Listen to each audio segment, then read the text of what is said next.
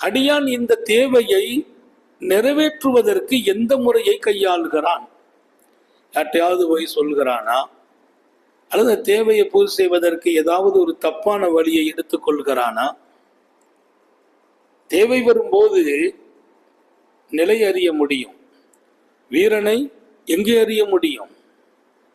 பெருமானார் ஸல்லல்லாஹு அலைஹி வஸல்லம் அழகா சொல்வாங்க, போர்க்களத்திலே குத்துச்சண்டையிலே தனக்கு முன்னால் நிற்பவனை வீழ்த்துகிறவன் அல்ல வீரன். வீரன் யார்? கோபம் வரும்போது அடக்கி ஆள்கிறானே அவனே வீரன். அல்லாஹ் தௌபீக் செய்வானா?